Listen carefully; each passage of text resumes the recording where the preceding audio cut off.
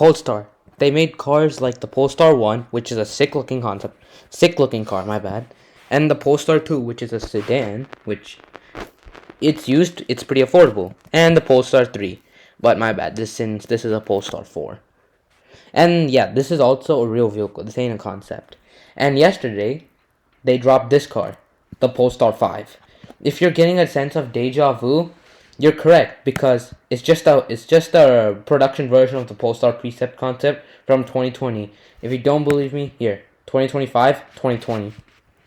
And also, the production version actually does look good, with the L-shaped headlights right here and here, and this weird DRL. I think this is the main headlight on the bottom. I'm not so sure. Just tell me in the comments if I'm right or wrong. And the design is basically identical, I guess. And also, yeah, what I thought. So the design is basically identical, except for these wing mirrors and these cool rims. But the back is actually surprisingly kind of cool, though. It kind of looks like the Polestar 4 without the rear windshield and with the camera instead. And that looks cool. Yeah, and it's also basically identical as the Precept. It doesn't have rear suicide doors. And also the interior is just pretty simple, like the Polestar 3 and 4. You just get a simple touchscreen with the speedometer and everything. And here's your main touchscreen with the Apple CarPlay and Android Auto. Wait, my bad, this isn't a touchscreen, this is a display. And the steering wheel is also the same from the Polestar 3 and 4. And it will be available in 5 colors. So your first color is Storm Matte, which is like this matte gray color. And Magnesium Matte, which is basically light matte gray. And Snow, which is just white. Just call it white Polestar, come on. Space, which is black, but it looks sick. Because the lines look really cool on this car in black. This is my favorite color out of all of them.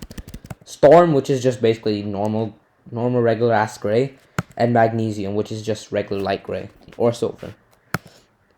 So this car uses a Polestar performance architecture that is a bespoke platform only developed for the Polestar 5, which is unlike any other Polestar model, which just uses a heavily modified Volvo platform.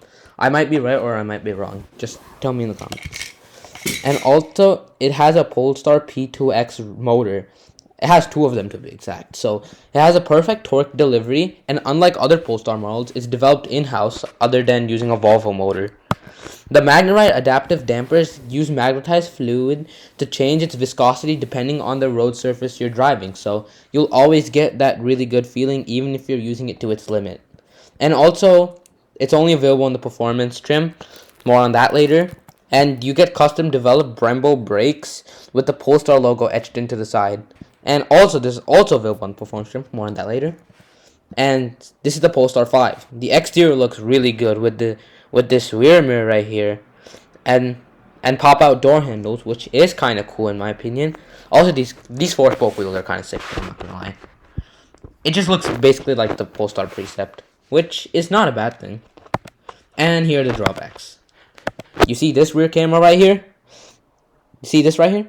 So that's basically the rear camera that's just used like as a windshield. It's like it sends it to the touchscreen so you can basically look at it while reversing.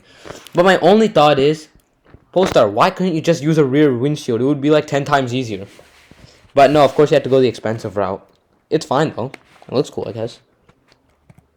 It's also insanely expensive. It does cost $140,000, and this isn't for the performance version. The performance version is right here. This is for the entry-level car. That is like insane. I mean, even the Porsche Taycan is less than that, but it does make like 200 less horsepower, so it's kind of worth it for me, I guess. Overall, I'd give this car a rating an 8.75 out of 10. My summary is that it's a good-looking car.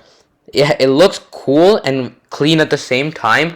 The paint is kind of cool, but I wish it had the matte gold paint that's on the Polestar 4.